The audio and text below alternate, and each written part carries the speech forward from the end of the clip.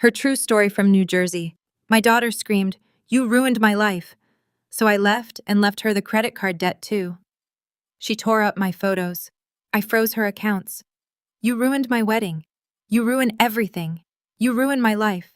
Shut up and get out of my wedding right now. They say weddings are supposed to be the happiest day of a woman's life." That day, my daughter's face was radiant. Yes, but not because of joy. It was rage. I remember the exact sound. Not her voice, not the slap. It was the crash. The crystal vase toppling over, shattering into a million sharp shards against the polished floor of the ballroom. That sound. That was the sound of something breaking inside me. It happened so fast, but also somehow in slow motion.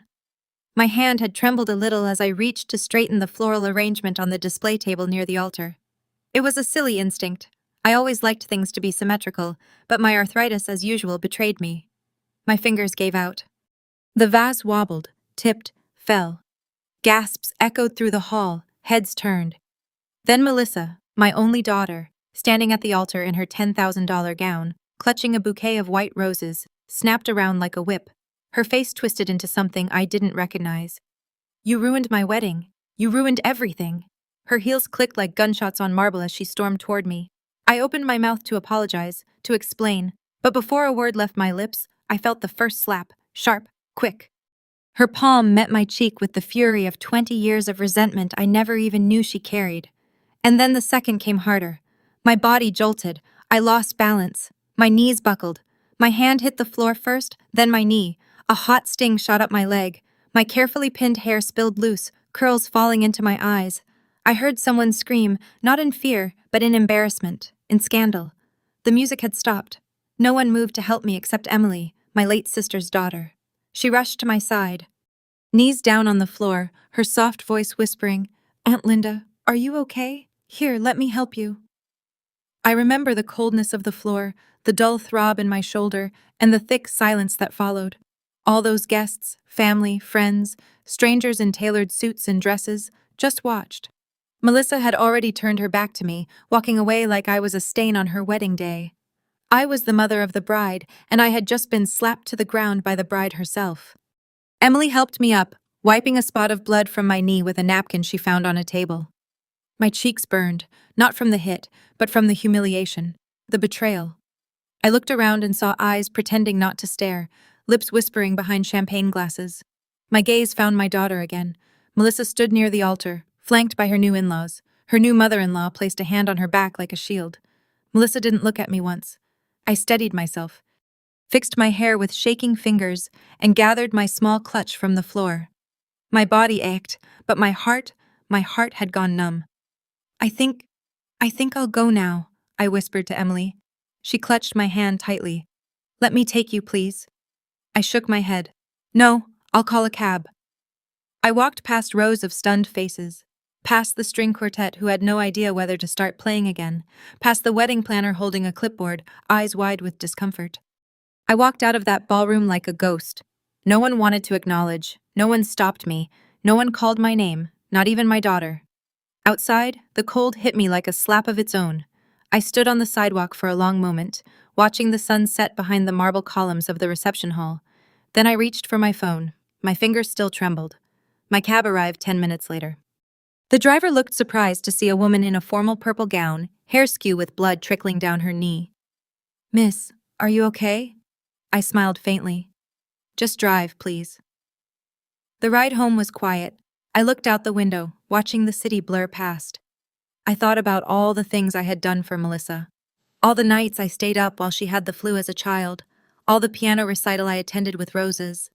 All the times I said yes when she asked for just a little help with rent, tuition, car payments, clothes, groceries, and most recently 6 months ago, I had cashed out a portion of my retirement savings to cover the down payment on the house she and her fiancé desperately wanted but couldn't afford.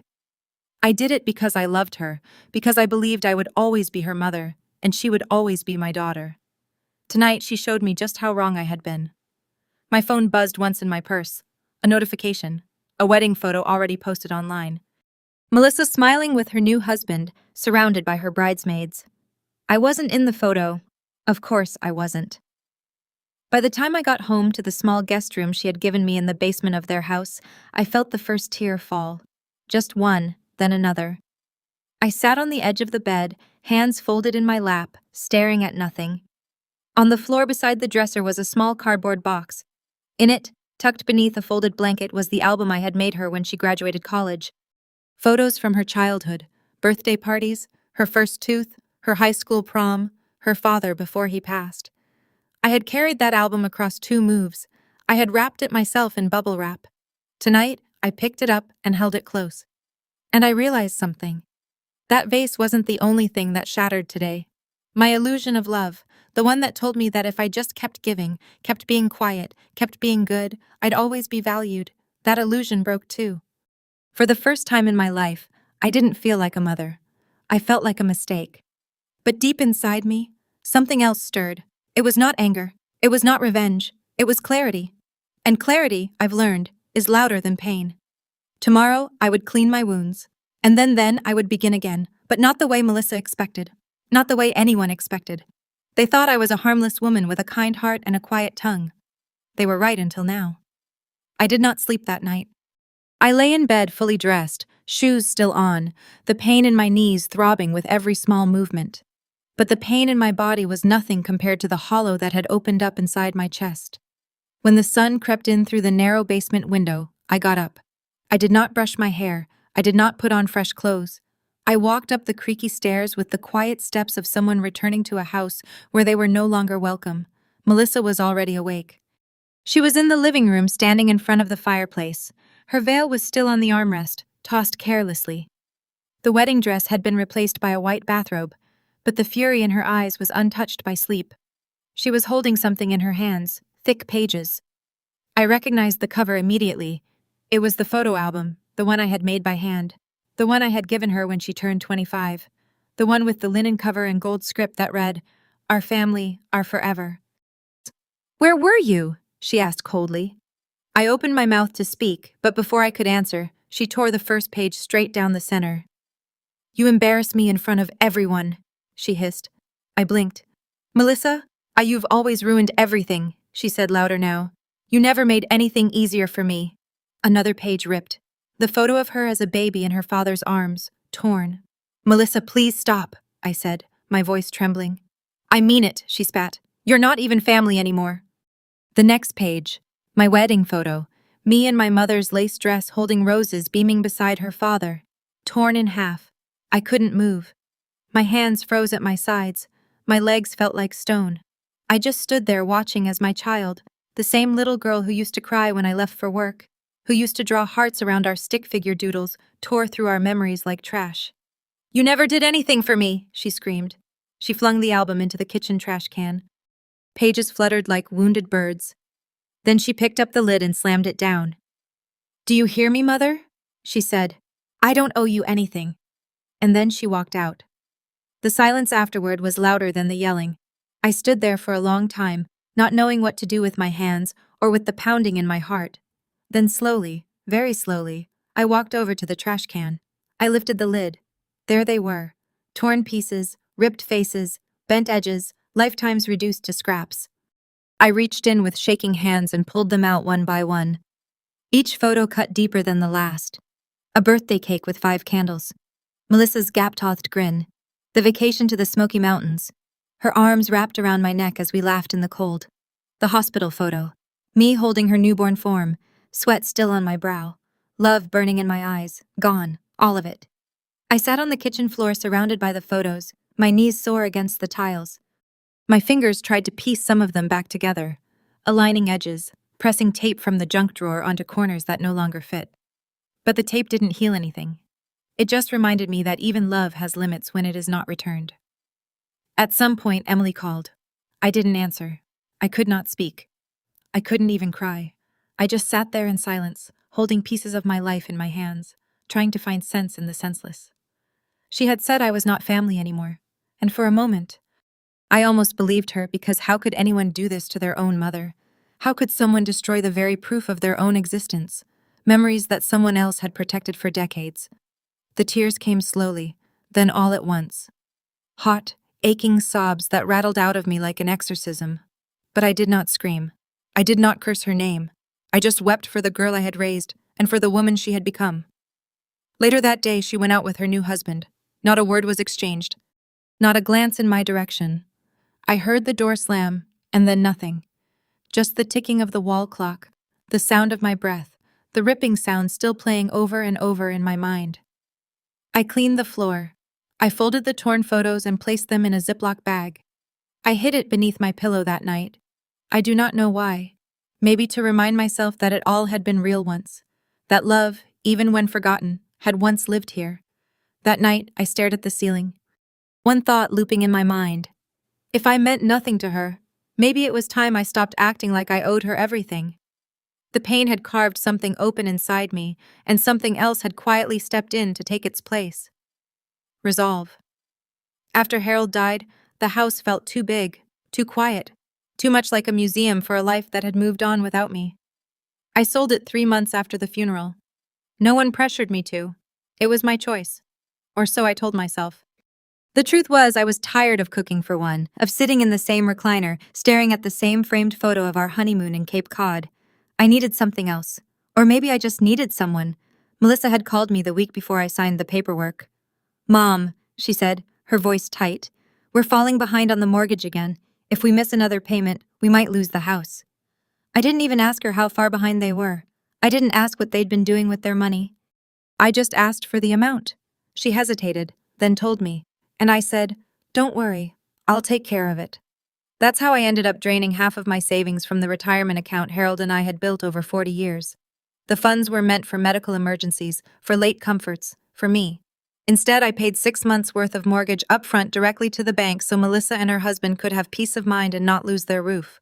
I did not tell them the exact amount. I did not even let them see the receipt. I didn't want praise. I didn't want recognition. I just wanted her to feel safe, wanted her to feel loved. I believed naively that doing something selfless would bring us closer. It did not. At first, things seemed fine. I moved out of the nursing home and into the small guest room in their house. The walls were lavender, and Melissa had even laid out a welcome basket, lotions, some herbal teas, a new pair of slippers. She hugged me when I arrived, kissed my cheek. For a few weeks we had late-night talks. She showed me fabric samples for her wedding. I told her she looked just like her grandmother in that ivory dress. We laughed. It felt briefly like I had a home again, but something shifted. The closer we got to the wedding date, the more distant Melissa became. At first, it was in the small ways. She would forget to tell me when her schedule changed. She would come home, toss her bag on the floor, and walk right past me without a greeting. Then it turned into muttered comments under her breath when I left a dish in the sink, or when I asked if she wanted help with the seating chart, and she rolled her eyes and said, "You wouldn't understand."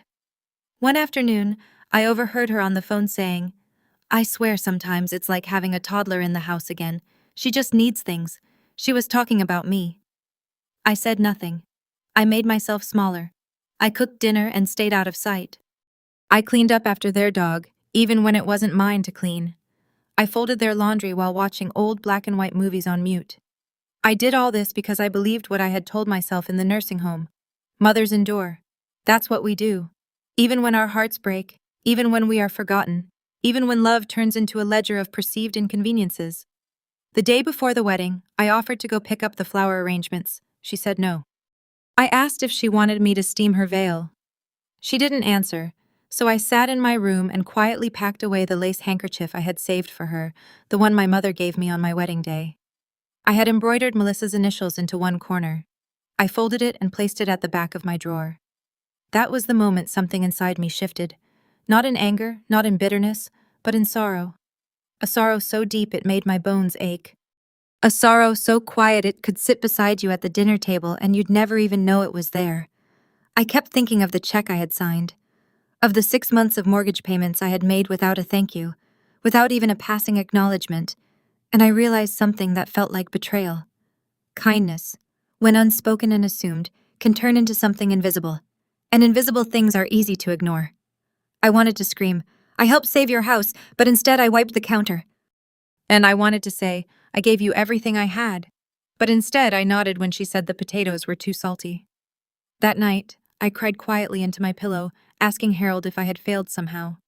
If loving her too much had turned into something she resented. if making life too easy had made her think I had no life of my own. By the time her wedding day came, I was already a ghost in that house. But ghosts don't bleed, and I did on that ballroom floor in front of everyone. The morning after the wedding, I awoke in the motel Emily had helped me find. The floral comforter smelled like bleach, and the walls were thin, but it was quiet. No one rolled their eyes at me. No one shouted. I sat at the small desk and poured myself a cup of stale coffee from the lobby pot. Then I opened my worn planner and looked at the name I had written down months ago. Cameron Blake, estate and financial attorney. Cameron had handled Harold's will after his passing. He was kind, discreet, and never spoke to me like I was too old to understand my own business. I called his office. His receptionist said, "Of course, Mrs. Patterson, he's available this afternoon." By 2 o'clock, I was seated across from him in a leather chair that swallowed my frame. Cameron looked over his glasses, took my hand gently and said, "You don't have to explain everything right away. Just tell me what you need."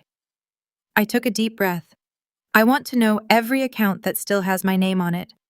Every credit line, every joint asset. I want to know if Melissa has access to anything of mine. He raised an eyebrow, but didn't pry. "Let's take a look." What he uncovered, I hadn't even remembered.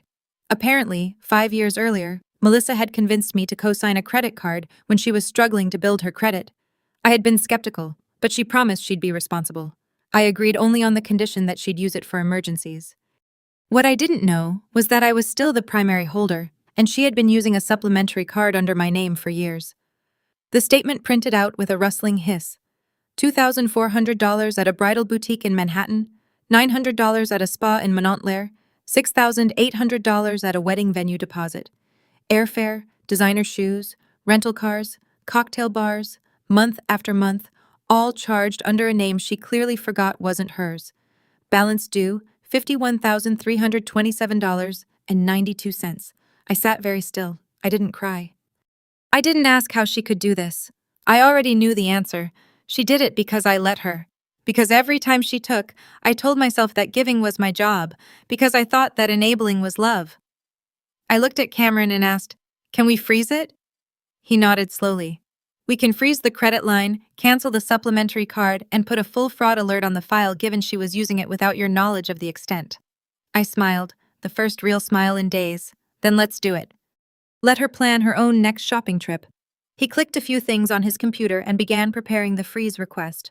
As I signed my name at the bottom of the form, something inside me shifted. Not just relief, but reclamation. For the first time in a long time, I was taking my name back.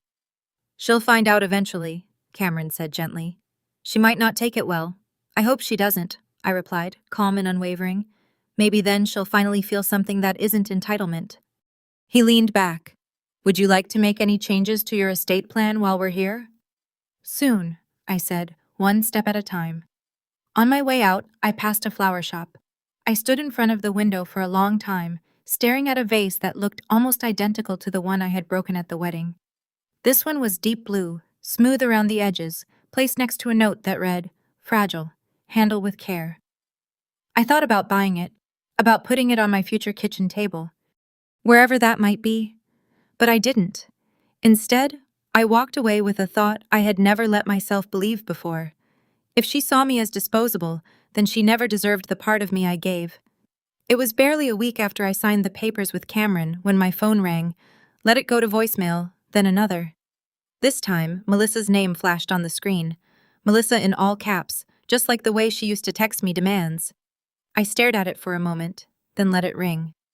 30 minutes later, it rang again. I picked up. "What did you do?" Her voice was shrill, panicked.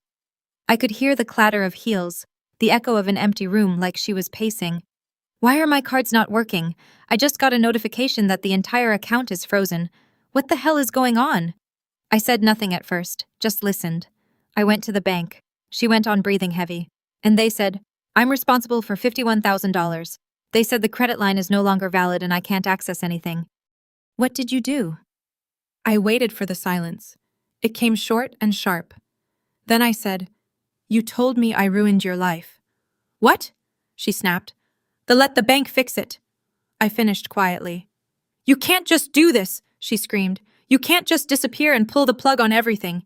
I have bills, I have payments, I have a wedding loan still active. I heard her breath stutter like she had just realized the whole financial web she'd spun was coming undone.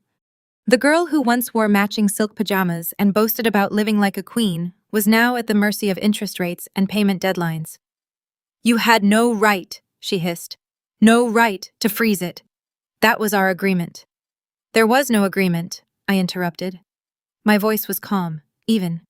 There were only withdrawals, and I finally stopped authorizing them. You're my mother, and you're the one who said I was no longer family. Dead silence. I pictured her standing at the counter of that cold, sterile bank, makeup smudged, confusion turning to rage, the financial floor cracking beneath her expensive heels. For once, I didn't feel guilt. I felt gravity. She had floated through life on invisible support, convinced she was walking on clouds. It was time she realized that cloud was me. You used my name, I said. You used my credit, you used my money, you used my memories and burned them in the trash. Now it's your turn to use something else, your own 2 feet. I ended the call. There were no follow-ups that day, but the next morning, I got a voicemail. Her voice was small, not angry, just frightened. Mom, I didn't know it was like that. I didn't know how much I owed. They said I need to pay within 30 days or they'll take legal action. Can you just talk to me, please? I listened. I let the voicemail finish. Then I deleted it. Sometimes love is a warm blanket, a home-cooked meal, a quiet understanding, and sometimes it is a locked door. For 30 years, I had been a revolving door for her moods, her tantrums, her shopping sprees, and her silences. I let her walk in and out as she pleased, thinking that motherhood meant never setting boundaries. But I was done being the doormat at the wedding she never thanked me for. She had slapped me in front of 200 people and said I ruined her life. Let the bank teach her what real ruin feels like. I moved into Emily's apartment in Queens just before the first frost of October. The leaves on the trees were the color of copper pennies, and the windows steamed from the kettle she always seemed to have boiling. It smelled like cinnamon and dried lavender and something else I hadn't felt in a long time. Peace, Emily had insisted. After everything that happened, she drove herself all the way down from New York to get me. Not a word of pity, not a trace of judgment. Just Aunt Linda, you should never live in a house where you feel like an inconvenience. Her building was small but filled with light. Her neighbors knew her name. At night, I could hear the sound of jazz coming from the apartment upstairs. Somehow, even the city's noise felt comforting. She cleared out the spare room for me, painted it in soft blues, hung a little sign over the bed that read, "You belong." I cried when I saw it. Not because it was fancy, but because no one had made me feel like I belonged. In a very long time, Emily worked long shifts at the hospital. But she always came home smiling, always asked how my day was. We had a little ritual, tea at 8 p.m. no matter what. She'd sit cross-legged on the couch in her scrubs, and I'd wrap my shawl around my shoulders and pour for both of us. That first week, I was quiet, still stiff from everything that happened, still hearing Melissa's words in my head over and over again like the crack of that broken vase. But Emily, she made room for my silence. She let me be quiet without making me feel invisible. One evening while we were having tea, she asked softly, "What was your favorite memory of being young?" I blinked. No one had asked me about me in years, not about my aches or errands or bills, but about who I used to be. I told her about a boy named Michael who used to pass me notes during algebra, about the time I skipped school and danced barefoot in the rain, about the turquoise dress I saved for 6 months to buy and only wore once to a roller rink on my birthday. She laughed wide-eyed. "Damn, Aunt Linda, you were wild." And just like that, I laughed too. Really laughed. My whole chest shook. I had to put my teacup down because I was afraid I'd drop it. Emily laughed with me until we were both in tears. That was the moment it happened. The thawing. It was not dramatic, not cinematic, just tea and laughter and 2 women. One who'd lived too long in the shadows, and one who kept the light on. Later that week, Emily helped me start a little herb garden on the fire escape. I planted basil, rosemary, and a stubborn lavender that refused to sprout. She teased me that I talked to the pots more than to her.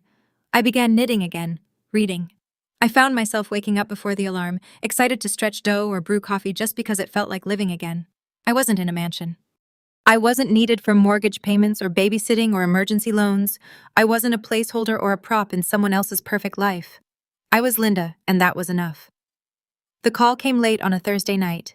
I was in the kitchen wiping down the counter after baking Emily's favorite lemon bars when the phone rang. The name flashing on the screen stopped me cold. Melissa. I hadn't heard her voice in weeks. Not since the bank notices had started piling up at her door. Not since the credit card companies had begun circling like hawks. I hesitated just for a second, then answered, Mom. Her voice was cracked like she'd been crying for hours. Mom, I don't know what to do. They're saying I owe over 50,000. They froze everything. I can't even buy groceries. I didn't know the debt was in your name. You never told me. I stood still, my fingers curled around the edge of the counter. I could almost see her on the other end. Mascara smudged, pacing the kitchen floor of a house I had helped pay for. I need your help, she continued. Please, just call the bank and explain. Just remove your name like before. You always fix things. Please, Mom. Please. There was a pause. You're my mother. You have to help me. I leaned back against the kitchen wall, closed my eyes, and exhaled. No, Melissa, I said softly. I do not. She went quiet. Then a whimper followed by rage. What do you mean, no? You're just going to leave me in this mess. You can't do that. I'm your daughter. I felt a strange stillness inside me. Not anger, not revenge, just calm. I taught you love, Melissa, I said gently. I gave you everything I could. But now, I opened the drawer and pulled out the last letter from the bank with her name printed next to mine. Now I'll let the bank teach you consequence. She started sobbing, loud, wet, desperate sobs that once would have broken me, but not anymore. I'm sorry, she gasped. I didn't mean what I said at the wedding. I was stressed. I was scared. You always know how to handle things. Please, Mom. Please forgive me. I closed my eyes again. Let the silence settle between us like dust. I do forgive you, I said. But forgiveness doesn't mean I have to fix what you broke. More crying, I whispered.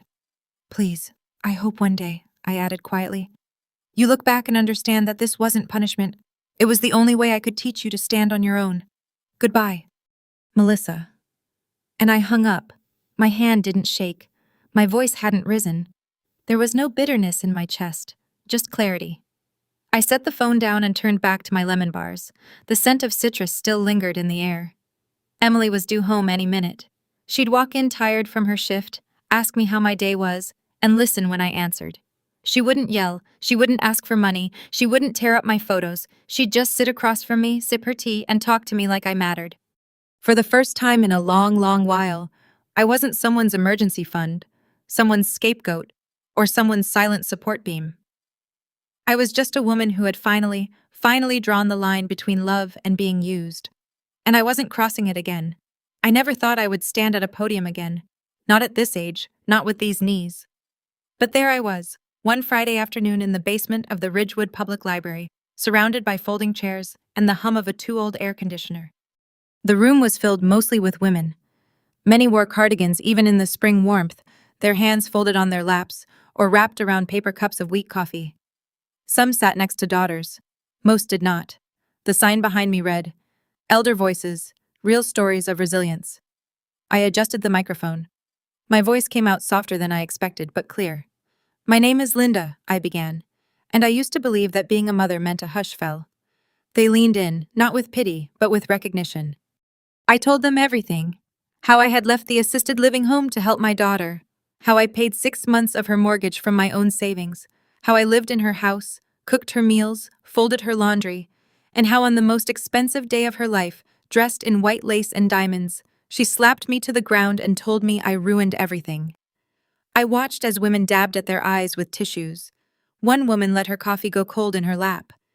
Another reached for the hand of the lady beside her. I told them about the torn photographs, about standing in the driveway, watching my own wedding picture drift in the wind like trash, about the silence that followed me around that house, the way I learned to walk quieter, ask for less, make myself smaller. Then I told them about the accounts, the debt, the law firm, and the moment I said enough. I did not say it with rage. I did not say it with revenge. I said it with a quiet that echoed more loudly than any scream I could have mustered. I froze her credit cards, I said simply. I stopped shielding her from herself and I left. There was a beat of silence. Then, as if on cue, someone in the back whispered, "Good." A few women clapped quietly at first. Then others joined. Some nodded, some smiled through tears. No one asked me to apologize. One woman in a lavender blouse raised her hand. How did you know it was time to leave? I looked at her. Her eyes were full of something I knew too well. Guilt, the kind women carry like a second spine. I did not know, I said honestly. I just knew I couldn't keep staying. There were no follow-up questions, no lectures, just a silence full of understanding. I ended with one final sentence. It was not rehearsed. It just came. Forgiveness is optional, I said, my voice steady. Dignity is not. They wrote it down. Every word I saw it scribbled into notebooks, tapped into phones, whispered to one another as they left. Some of them came up to me afterward, clutching my hands like lifelines. One woman hugged me tightly and said, "You gave me the courage to finally move out of my son's basement." Another whispered, "I thought it was just me." It was never just us. That was the lie. I walked out of the library into the late afternoon sun, and there they were. Emily, waiting by the fountain with her daughter, Ava, my great-niece. But the closest thing I had now to a grandchild. Ava ran to me, squealing, arms flung wide. I scooped her up and kissed the top of her curly head. Emily raised her phone. "Smile, Aunt Linda," she said. And I did. Not the polite smile, not the brave smile I used to wear like armor. This one came from somewhere deeper, somewhere I had thought, long buried beneath guilt and silence and broken glass. We stood together, 3 generations, the library behind us, and the whole rest of the evening ahead.